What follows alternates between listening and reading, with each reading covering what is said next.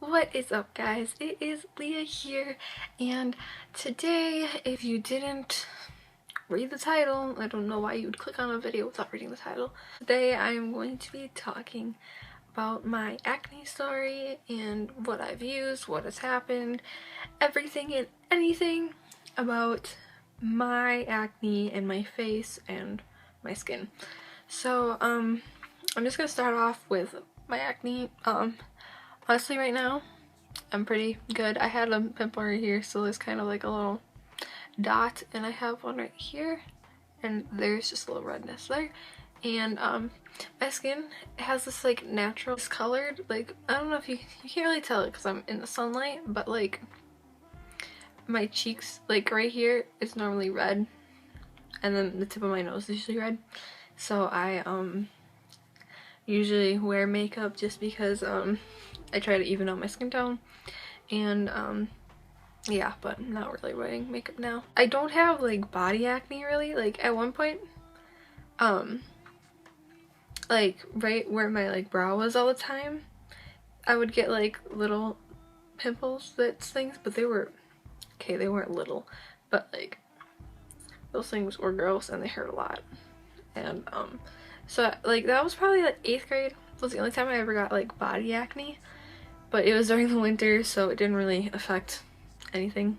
So I started washing my face when I was in 5th grade. Like, I was still a kid. I didn't even hit puberty at that time. I just always did. And from 6th grade to 8th grade kind of, and into freshman year, I had tried, there's a Neutrogena oil-free, that like orange cleanser. Don't know if you know what I'm talking about, but it doesn't really matter, I'm just telling you. I used Cetaphil, I used St. Ives peach scrub. So those are like the three, okay, those are the three main ones that I used from 6th grade to mid 7th grade, I would say. And after mid 7th grade, I started using Proactive, and it worked well. Like, I never really had acne. Like, it was really weird. Like, I would get like a pimple every once in a while, but like, doesn't that happen to everyone? I don't know. If you have perfect skin, you're lucky. Then after that, like, it was fine. But there's like drying ingredients, and my skin is naturally very dry. I have combination skin, I would say, because I get like oil here and like on my forehead, but like even in those places it's dry. It's really weird. Like, I have, during the winter especially, it's like really dry skin everywhere. Proactive, as I was saying, would really dry out my skin, and so I would only do, like, you're supposed to do 3 steps in the morning, 3 steps at night.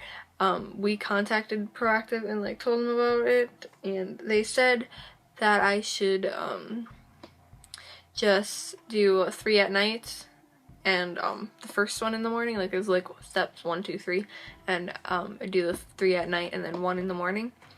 And so I did that for a while, but I didn't do 1 in the morning. I did step number 2 instead of step number 1, because step number 2 is so much easier. You put like some liquid on a cotton ball and just like rub it on your face, and then like number 1 you had to like put it on your face, wait a minute, and then scrub it all off, and it's just like so much work, and I don't know, I just didn't want to do that. I was lazy. After a while, about like mid 8th grade, I would say, probably more like towards the end of 8th grade actually, I it stopped working as well, because like my skin gets used to things really easily. So we went on to extra strength Proactive. Oh Jesus, that was like one of the worst things I've ever done to my face. Like, I'm not hating on Proactive or anything, it's just not good for dry skin because it has like the benzoyl peroxide in it and just drying ingredients, you know. So we got the extra strength, and I was supposed to do step 1 in the morning again and 3 at night, and I ended up only doing step 2 at night. That was the only thing I did, because my face was red, itchy, and it just wasn't good, because it was like extra strength, you know, and no, not working at all.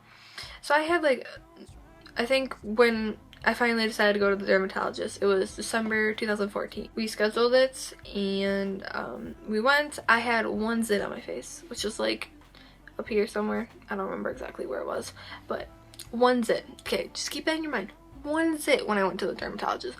They gave me, or he gave me, what was it? It was Panoxoil, which had benzoyl peroxide in it. And Panoxoil was just this like, it came in like, the Cetaphil kind of thing, like Cetaphil one where it's just like this with a pump on top, and you use it in the shower, so I had to take morning showers, which I don't normally do. Proactive acne spot treatment, which has benzoyl peroxide in it, and I used it on my zits and stuff because I still use that, but like not when it's all over my face all the time. And then for at night I got this tretinoin cream, which I think that's what they normally give you if you go to the dermatologist with not that bad of acne. I could not use that Panoxoil. Like I used it once a week. I think I was supposed to use it every day. And we contacted the dermatologist saying that it was making my skin bright red. It was making me break out and my skin was itchy and drying and peeling. We contacted the dermatologist. He's like, "Oh, just do it once a week." So we did it once a week. Or I did, not we. I went back in the beginning of February because it was like 2 months you had to wait. I don't know. Weird. I don't know. But when I went back to the dermatologist, I had 11 zits on my face. 11 zits on my face. I came in with one. They gave me stuff to treat that. I came back with 11. I was like so disgusted with myself. Not with myself, just with my face and my skin. Like I let's just say that every time I woke up in the morning, the first thing I would do, like before anyone was able to see me, I'd put a bandana on because I had like, I think 5 zits. Okay, I had like a whole cluster of zits right here. I had one over here that was just like randomly on my cheek. I had 4 on my chin, so that's 10, and then I had one like right over here that I still have a scar from, and I still have scars up here, but they're really faded now. And I would put a bandana on to cover up those zits because those were like the disgusting ones. Like I hated those. And then my chin, I'd walk upstairs, and I'd walk upstairs like this, so the only thing you could see was like this zit and this zit. I'd walk upstairs, run into the bathroom. I left my makeup up in the bathroom because I was just like not doing it. I'd wash my face, slam makeup on my face. Oh my, I was like so ashamed. Like I started taking, because I was really pissed off after that. And once I went to the dermatologist again, I got clindamycin phosphate lotion because he noticed that he noticed that my skin wasn't oily. Like that wasn't the problem here. My acne isn't because of oil, because I literally do not have an oily skin. Like it never happens, and the only reason it happens now is because the clindamycin takes out the oil in your skin. So yeah, he kind of realized that my skin's not oily, so it's not gonna help if you give me some drying cream, because it's just gonna dry on my skin. It's not gonna help anything. If it was that problem, then obviously I wouldn't have dry skin to begin with. And then he still kept me with tretinoin cream, and it's been 53 weeks since that happened. I've been taking progress photos since day 1. Since week 1, I should say, because I did it weekly. I think this is funny because I progressively get tanner, so you can tell what season it is because I get white when it's winter, and then it's like really tan during the summer. And I also covered up my eyes because when I first began this, I was just like really self-conscious about it, so that's why I just continue to do it through these.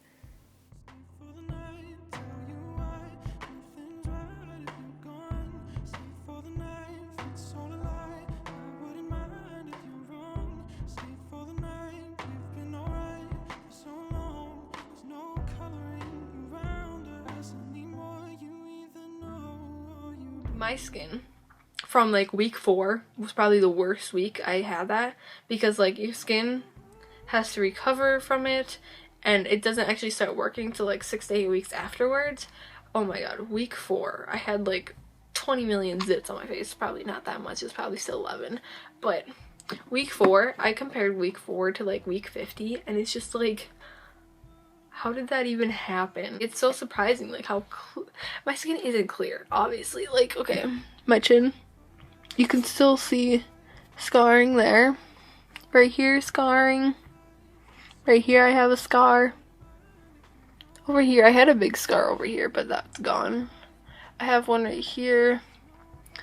My forehead, obviously lots of scars, because that's where they all were. And these are just like other scars from when they came. That's an actual pimple that was there, and this is another pimple, so don't look at that. But yeah, and like all along my hairline, like, it was bad. And now here I am today. I am still continuing the use of the clindamycin and tretinoin, and I plan to continue. I want to tell you some of the products I've used for my face lotion, because my skin is so dry. I use it every night before I go to bed, and it's Vana cream. It's like dermatologist recommended, whatever. Yeah, I use that. It does seem to help. Like, if I don't wear makeup, it feels so smooth. But if I wear makeup, then by the end of the day, like, not the end of the day, but like, I go to school at 6. Well, I put my makeup on at 6, and then I get home at like 3:45. I take off my makeup because I just don't like wearing makeup, but I do at school because social standards. And like, you can see it's like peeling, but like when I take off the makeup, I like rub all the dead skin off, put some face lotion on, and then it's just like, oh, all back to better. For makeup that I use the L'Oreal True Match N1, no, N2 I think, and I use the compact makeup since foundation just doesn't seem to work that well with me, so I use the compact makeup, which no one really uses. I don't know why, but I basically just put some concealer on spots, rub that in, and then use the compact makeup all over my face. I do have a foundation that I have found that does not break me out, but I don't want to wear foundation unless I have to, you know? Like, if my skin was as bad as it was 50 weeks ago, I would wear foundation. But this foundation, I'm pretty sure it's CoverGirl 3-in-1. That's basically my acne story. I hope you guys enjoyed, and if you're struggling with acne, comment down below things if you have any other questions, and what I would recommend and stuff. Before we go, I forgot to say this. I don't even consider this acne, but maybe someone else has this problem and they can help me out. But okay, my arms, I don't know if you can, they don't even look discolored. What the heck? Okay, right here. You can't even see it. What the heck? Okay, so basically, I have these like little bumps all over the upper part of my arm. And there's like discoloration. Like, I don't know, you can't even see it. It's kind of pinkish, but like, it's pink. And it gets worse during the winter, but like during the summer it's fine. And I don't know what it is. I've had it since I was like, I don't know. I've had it since I was like 7, I think. And I've never figured out what it was. So, if you have any idea what that is, right there. Yeah, like that. Like, what is it? What is it? I don't know. Bye.